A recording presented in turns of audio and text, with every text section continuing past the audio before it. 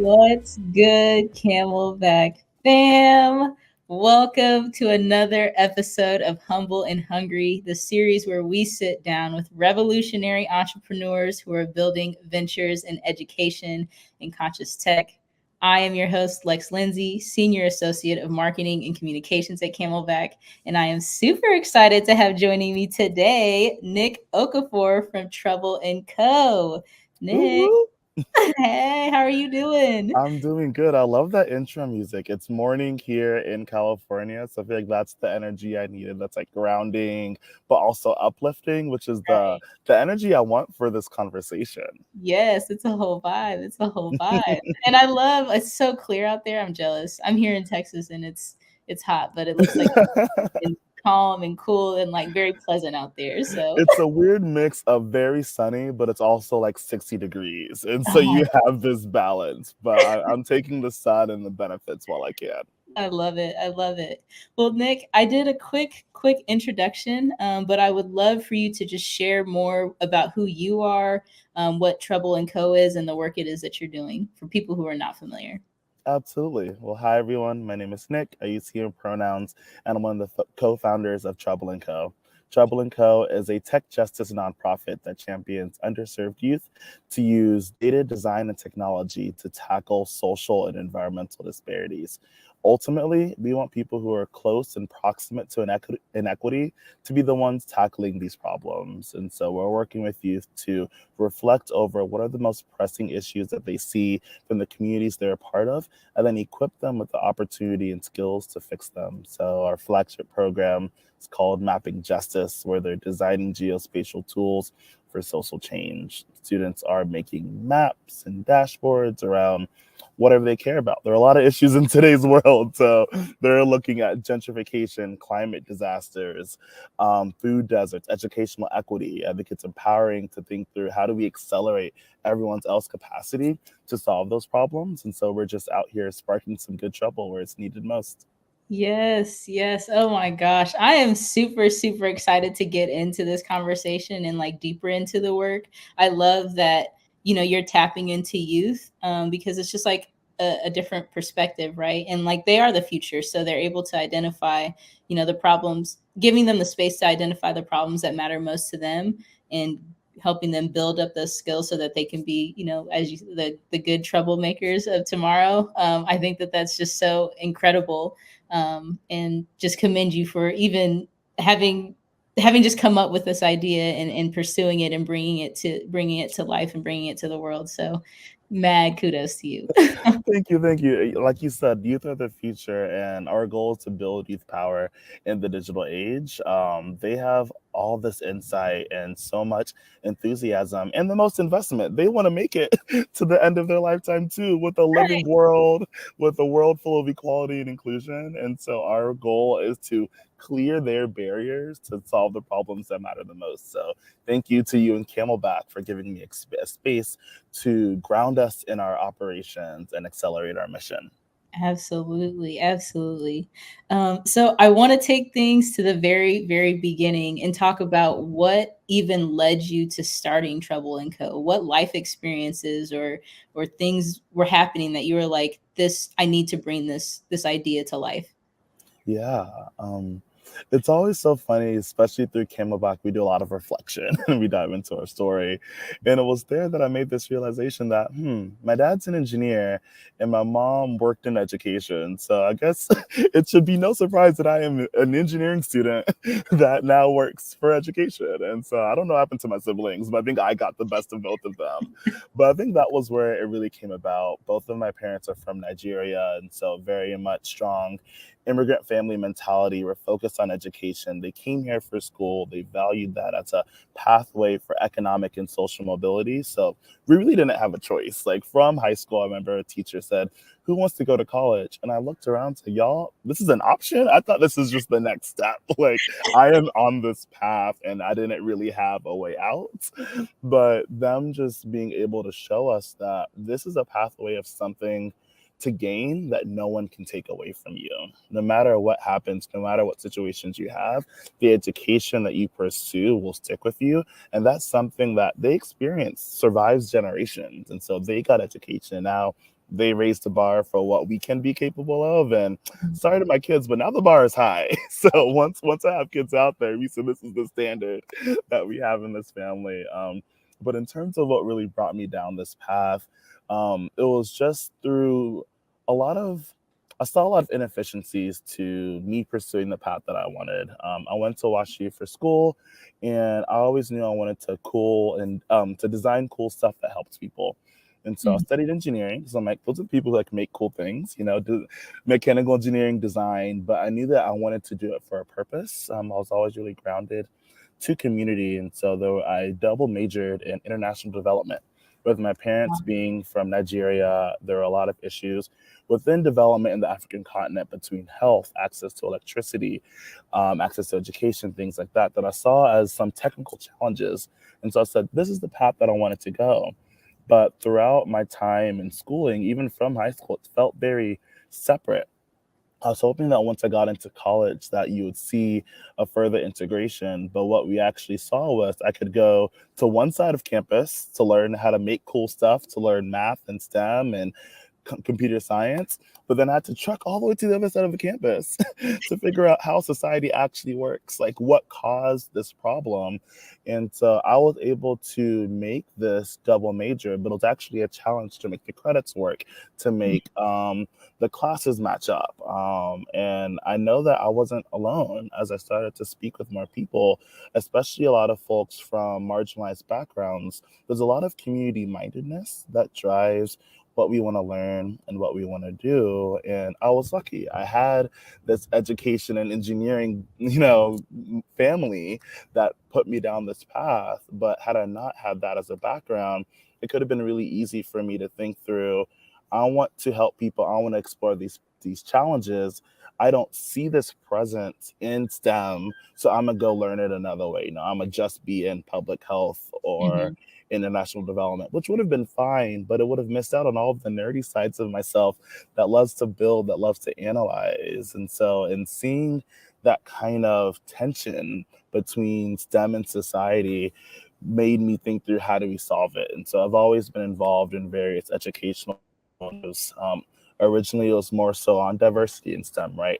There's a big issue in the pipeline even today to bring in more Black, Latinx, Indigenous, femmes, queers, people from lower class backgrounds into these spaces. And so Yeah. I started to work there, but then ultimately I saw that there was this bigger problem of not just getting more Black engineers or Latinx computer scientists, but what happens when we're there? And what are we doing within these systems that recognizes our identities, right? It's not about being colorblind, but it's about being identity aware and seeing here's the value we bring to these spaces, and here's how we can take these spaces back into our own community.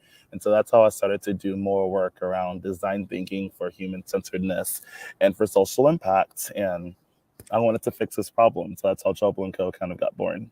Oh my gosh. Oh my goodness. I what's just like sitting in my mind since you said it is like how you were on one side of campus and learning, STEM and math and how to build cool things, but on the other, like you had to trek all the way to the other side in order to learn about like the social aspect.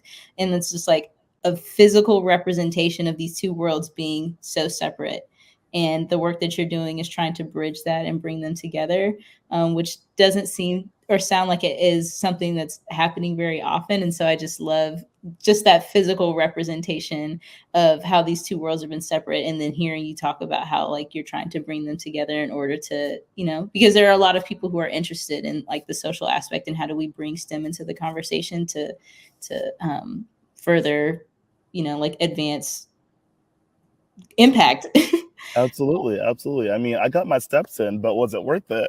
Like, did I need to be doing it? And so that's what we're hoping to do in Trouble&Co is how do we eliminate these unnecessary divides? If you're nerding out about STEM, that's great. Figure out how this aligns to the impact issues you care about. If you want to go solve problems in health, inequity, environment, also great. Let me show you how the world of digital innovation can help make that work more impactful as you're doing advocacy. And so we're Yeah, hoping that we eliminate those divides and we're all just here just doing innovation together for social change. man, that's awesome. I want to talk about some of the challenges you may have faced, or are, I know, as BIPOC entrepreneurs, we are facing challenges every day that, are not felt as deeply as our white counterparts. But I want to talk about some of the challenges that you have faced as a person of color, founding a venture, founding, or, even working in STEM and social impact. Yeah, so many. And so like, I identify as Black, use he, him pronouns, identify as queer, often in spaces I also may be not gender conforming. And so I've seen both like the power of expression, but then also the consequences of nonconformity, right? I had my stints in management consulting, I had my stints in big tech. I've seen these spaces and, I put on my corporate drag and I lived that life and I learned a lot from that experience. I think all of those experiences helped form Trouble today, but I saw what it meant to be Black and to be queer in those spaces and to have parts of yourself sacrificed or to have parts of yourself unseen, misunderstood. And so I'm grateful for some of those opportunities because now I can do the dance. And I know no matter, even going back into nonprofit, you're not free from any of those challenges, right? Mhm. The same biases, the same social dynamics exist across the board.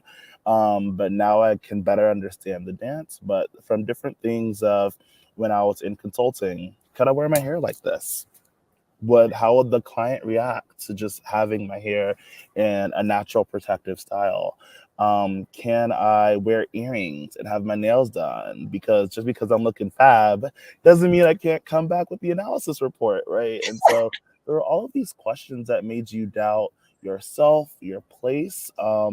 But I think ultimately that made me believe in myself even more. And having a community of other folks in that space made me really think about it. But that kind of continues in the founder space. I think that's one reason why I'm so grateful for spaces like Camelback, because I do also admit we're in this interesting era to where we're talking about it, right? I won't Mhm. say the problems are not fixed, but we're at least talking about it. You have a world of impact investing. You have a world of like, I want to make sure I'm supporting BIPOC founders, et cetera, et cetera. But it's not enough, right? We still have these biases. And I think what's missing beyond just like a little heightened attention here and there because everyone discovered racism in 2020, is there are all these secret rules to navigating, right? And not to say that if you don't belong to one of these marginalized groups, you're given the handbook, but systemically, there's access that a lot of other folks have via their families, their broader networks, the clubs they're a part of, to where they learn some of these lessons on how do you play the game of corporations, of philanthropy, of how do I follow up with folks? How do I, do the dance? I think Camelback has been wonderful that it kind of gives us part of that handbook, right? And it gives us a community of folks of people who have done it, people who are doing it now, people for us to pass it on to, so we can figure out how can we be our true selves and make those decisions, right? Because there's always going to be spaces that I won't belong to. And for those spaces, I'm like, I don't need to be a part of it. There's enough spaces where I can bring my own seat to the table. It doesn't need to be an uphill battle. But I am learning how to do that dance a little bit more appropriately and to navigate across the identities that I hold. Yeah, no, that is, there are so many gems in there. I would love for you to share just a piece of advice, one to two pieces of advice for founders out there who are, they hold these multiple identities, and how they may be able to, step into that power, step into that confidence, and especially in spaces where maybe they don't feel that they belong. I mean, it feels redundant to say, like, know your power. People will be telling you no nonstop. People will find any excuse to tear you down for whatever reasons that don't have anything to do with you. I think that there is a strong ability to just like know your worth and know that you do belong and that so many people out there want you to succeed. there's a saying for like every 10 no's you'll get a yes, but know that there are 20 other like we yes you cans that are out there in the streets, out there in the community that you may not hear, but they're there for you and they want you there. And so you eventually find them, right? And that's what is powerful. But it can be really easy in the early days to be caught up with the no's and be caught up with those dances. But I want you there. If you are a BIPOC queer femme founder, we need more of you, especially need more of you solving these problems, because apparently other people are trying to solve our problems for us. And turns out that doesn't work for whatever reason. They don't have the insights to fix the problems that I face. And so I want us solving problems for us, and you continuing on your founder journey is a part of that. Yes, thank you. Thank you, honey, for sharing that. Yes. So I want to, and you kind of tapped in this to this a little bit, but I want to talk a little bit more about your experience as a Camelback Fellow. You're one of our most recent Camelback Fellows out of 2023. And I would Yeah, love y'all for have already moved on. It's crazy. I'm like, old news. Y'all have a new class. I was like, remember us. could never forget, could never forget. Um, but just how has the Camelback Fellowship experience impacted your growth as a leader, and then the growth of Trubel&Co? Absolutely. I think Camelback was undeniably incredible, an incredible accelerant to our progress. I think first and foremost, there's a lot of things that are helpful in Camelback, and I'll go through that. We needed money. I had a vision. I had ideas. I had a tested program. I had no money for staff, and there are only so many friends I can drag to volunteer for this effort. And I think that's the limit, right? We have to fight and beg for $5,000, $10,000. I remember I was writing out this grant and they're asking for like, ask all your friends to vote and give us these 20 pages. And it was 5K. I'm like, I can barely pay an intern for a semester with this money. Like, let's talk real coin. And so Camelback was the first significant investment when we got it. And keep in mind, I applied and didn't get the first time. And so there's another process there in ways that I actually had to revamp my application. It's probably good I didn't get the first time. I think I came back more ready and more refined with what we wanted to do with a clearer business model. But when we got it the second time, so for anyone listening, keep trying. You never know. Um, when we got the second time, we were able to get $40,000. That changed the game. I was able to hire an instructional designer to take the curriculum that I kind of made ad hoc, into something that could be passed on to other folks. We were able to like hire a grant person that could help us write and churn out, and so we can get more money today. I think that initial significant investment is what more founders need. And so for the philanthropists that are listening, it's your job to come find us. It's your job to try and find how can your dollars be the most impactful. And part of that is finding the people who experience these problems and equipping them with money and resources to go out and build.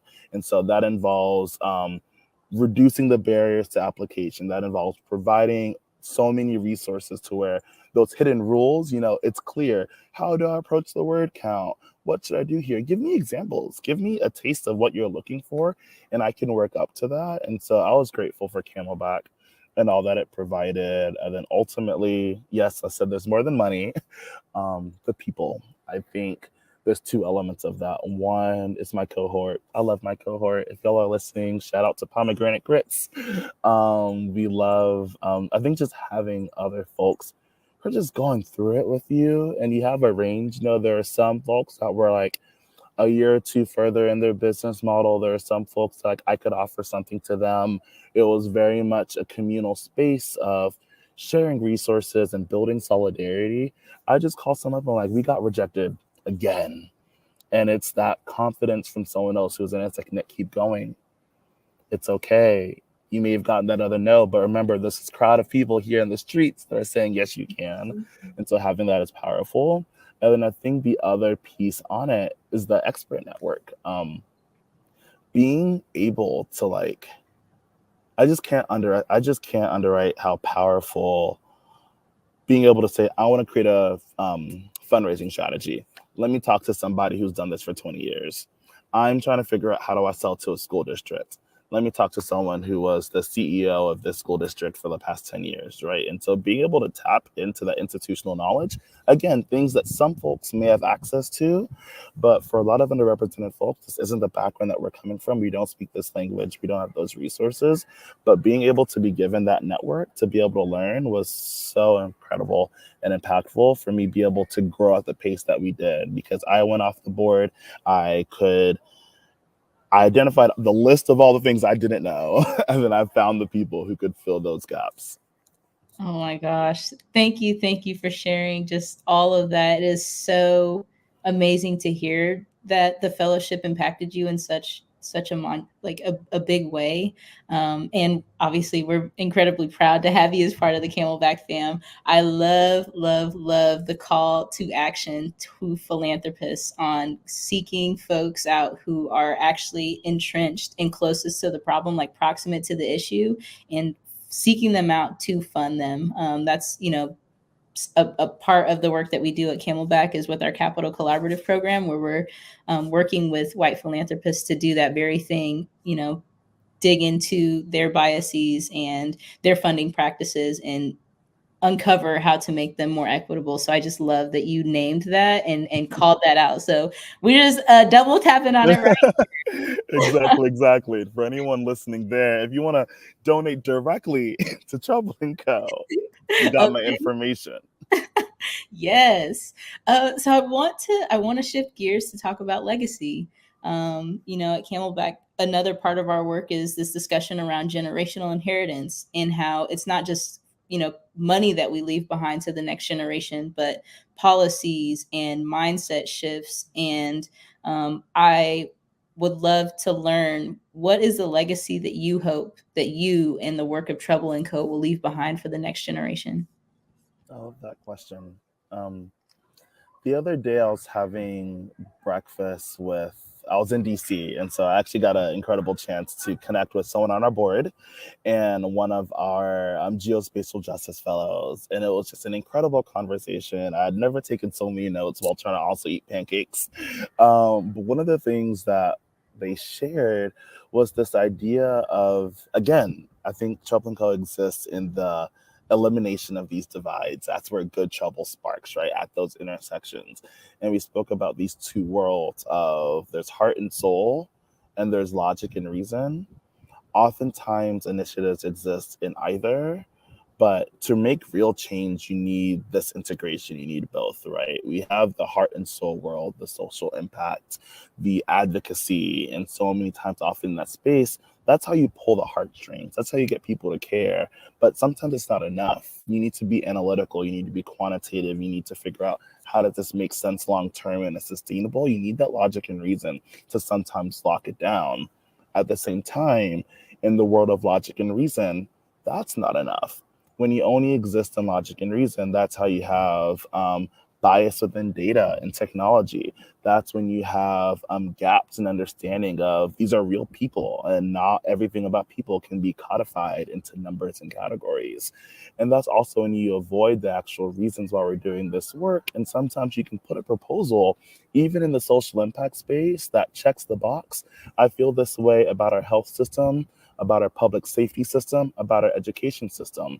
When you look at logic and reason, you invest in these areas in a way that actually promotes liberation, and it actually makes economic sense, right? Like investing in education makes economic sense. Investing in public health makes economic sense. Dismantling the police and instituting a policy in a system where you're actually promoting real safety that's community driven makes economic sense. But without the heart and soul, you're missing the opportunity of like actually connecting with the people who may be opposing or may be hesitant at upturning the systems that we believe in. And so as I think about the legacy, I think about what is Trouble's role in merging those roles within the education system as people are trying to advocate for change and cause good trouble. We say that we're promoting this concept of liberatory innovation. And so you have this act of liberation, you have love and justice in action, you have an opportunity to create freedom. And it makes some people hesitant too. And I'm like, what about freedom makes you nervous? You let me know. What about people being free to live their life makes you nervous? And so that's a whole other conversation. But then you also have this opportunity of innovation where you're using data design and technology to solve problems. And so the legacy that I want is that you have folks that are experiencing closest to inequity are empowered with the opportunity and schools and skills to fix it. And what is Trouble&Co's role to really connect those dots to promote liberatory innovation in a way that I not only feel capable in terms of I believe in myself and I'm equipped to reshape society for the better. We want 16-year-olds to be at the forefront of that and to think through what is our role in thinking of creating a society that we want to have. Oh my gosh. That just like kind of gave me the chills. And I love just the framing, you talking about how it's not the folks who are uncomfortable, how do we get them on board? That is the I, I don't know, I just feel like we don't hear that question asked enough, of like the opposing side. How do we, bring them over to understand and become allies, or advocates alongside us? I feel like a lot of times we hear the solution of being like, we need to advance our mission, and like help those that we're trying to serve, but also how do we bring others into the conversation and bring them into like this loving environment, and into the work that it is that we're trying to do. So I really, really, really love that you said that, because it's not Thank something that I hear you. very often. Thank you. And I think we all have our own role as we're advancing liberation and justice, right? And some folks will have their different skill sets, things they like to do. I love bringing people to the table. I think when you think about the quote unquote opposition, there are different levels to that, right? And they're the people who, no matter how much I code switch, are never going to be about good trouble. And once again, that's okay. But I really want to talk to the folks that I know ultimately do care about this work. There may be parts about the language, there may be parts about the process that makes them nervous, but that's because unlearning is hard. It's hard to grapple with the ways that we've operated in society. It's hard to grapple with the ways that power dynamics has benefited us or influenced us negatively. And when we talk about things like liberation, that's bringing that to the forefront. The concept of liberation means that there are some people who are being prevented from that freedom, and there are ways that our identities or communities may be complicit in that, and we get nervous or we get uncomfortable. I hope to lean into that and to really think through it's not about the discomfort, it's about the opportunity that we're hoping to seek. And so if we're all on the same page that we all should be a free people with all the opportunities at hand to live our lives and contribute, let's move towards that. If abolition is making you uncomfortable, let's talk about it. Let's go through the fact that abolition, as Miriam Kaba actually defines, is an analysis of oppression, a political vision for the future of liberation, and a practical organizing strategy. We understand the past, we think through a free future, and we're doing the stuff to move forward. And so when broken down that way, it actually feels very inviting. It feels iterative, innovative, and experimental in a way that I feel is beautiful. And so if I can get more folks to see that beauty of abolition and liberation, then that's the legacy I want. I want people to be like, I want to be on that team. They're having fun. They're creating the visions that they see forward for themselves and their community. How can I get on board? Oh my gosh, you came to preach today, boo. Oh, You look, came yeah, to preach. missed my calling. Okay. Oh my gosh. All right, all right. So I like to ask this question of everyone. We've been working on and promoting just this redefinition of what entrepreneurship is, from the lens of Camelback Fellows, BIPOC entrepreneurs, under resourced entrepreneurs, just folks who are not the status quo. And so when you think about the work that it is you're doing with Trouble&Co, when you think about the legacy that it is you want to leave behind, how would you define entrepreneurship? Hmm, that's a good one. It's funny because in school currently, I'm doing a PhD studying innovation entrepreneurship. So there should be a theoretical answer and definitions that I'm sourcing for theory. So don't tell my professors. But the example that I did think of that I feel that a lot of people would resonate with is agency and reflection. Um, when I think about entrepreneurship, it's about thinking through what power do I have to enact the future that I want to see for myself. And so there's liberation, abolition tied to that, right? Where you're dismantling things, you're creating things out of nothing, and you're doing that from your own self and tapping into the resources around you. And so entrepreneurship is tapping to your own self agency and thinking through what's the thing that I want to do, how can I tap into my community to make that happen? And where do we go from here? And so it's been really great being a part of Camelback as a space that's giving me that skill set, as a space that's giving me the network and community and solidarity, because it's hard. It's hard to stretch yourself across multiple hats and multiple roles. It's hard to figure out where these resources lie, especially when you've been historically excluded from those spaces. But when you're doing it together with people that matter, it can be really fun. Yes, thank you for that. Yeah, oh my gosh, you were just giving gems today. I'm walking away mad inspired. I'm about to go start. We try. And but Yeah. this is the power that we want to leave our students with, right? Like to be able to work with the next generation and say that you can do this. Like what's something that makes you mad? What is something that keeps you up at night? What are the problems that you want to solve? And say, go do it. Where you may not do it in a day, you may not do it in a year, but you're gaining skills, you're gaining a process to iterate and to build that. I think I had an experience with the youth development program at 16 that essentially told me to go out and like try and fix a problem and gave me a little $1,000 grant to try and do it. I didn't solve education, but that process brought me to where I am today. And so we hope to leave all of our youth with that same inspiration that they have that agency within themselves to solve the problems they care about the most. Absolutely.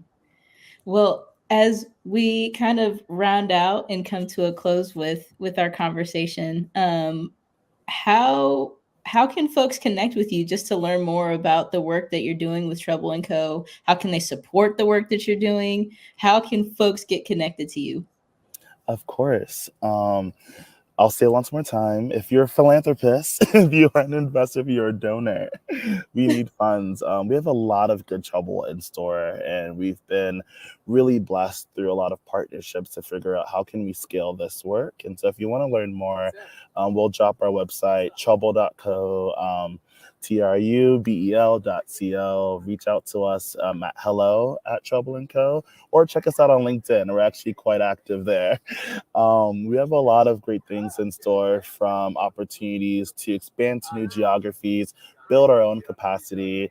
We're focusing on our learning opportunities right now and ways that we're building capacity with youth, but we're also thinking through what happens when we've built that pipeline.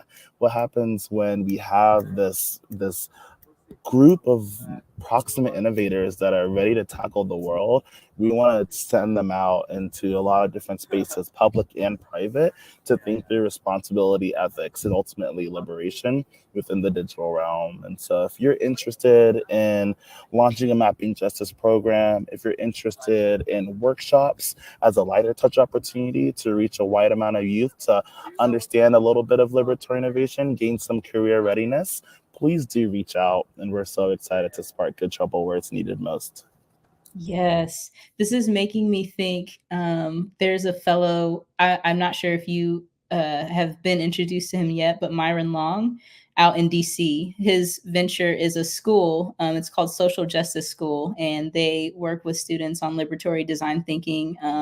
And I think that there could be some great synergy and opportunities there. If nothing else, it's a great conversation and connection to be made.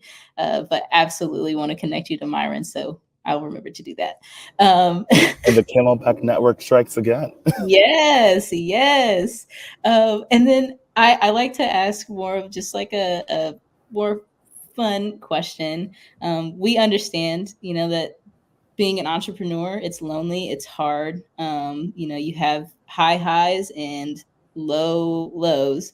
And I would love to know, how do you practice self-care, especially in those times of low lows? Oh, that is hard, and I think entrepreneurs struggle on this effort of self care and balance. And I've been working on that. I feel that trubel&co did a lot this past year, but there are a lot of sacrifices and personal sacrifices that I made in that process, and I had the summer to reflect and think through that can't happen again, and we need to prioritize me in this vision of liberation and sustainability. Like, I am a part of that. So I saw Beyonce a few days ago, so that's part of my self-care journey. They won't break my soul, and I got liberated right in in the stadium, and try and find some good practices that are restorative, right? I think there's a mixture of things that give us energy and things that give us peace. And I'm trying to find opportunities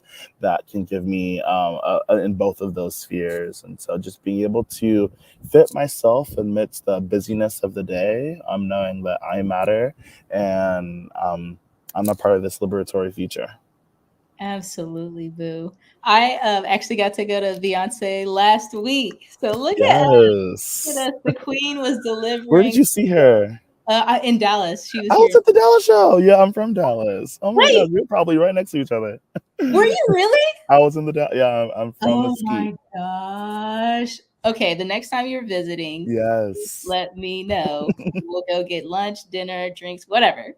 absolutely. That's good to know. Oh my gosh, that's crazy. I did not know that. From Mesquite. Hmm. Yeah, I live in Fort Worth. Oh, I don't easy. know if I should be saying that on here, but here.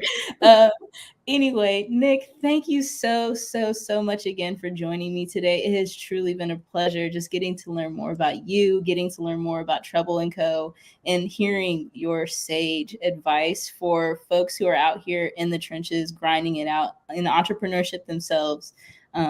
Really appreciate the advice that you shared. And I hope folks that were listening in, you guys leave this conversation feeling inspired to go spark your own good trouble. So thank you again for joining us.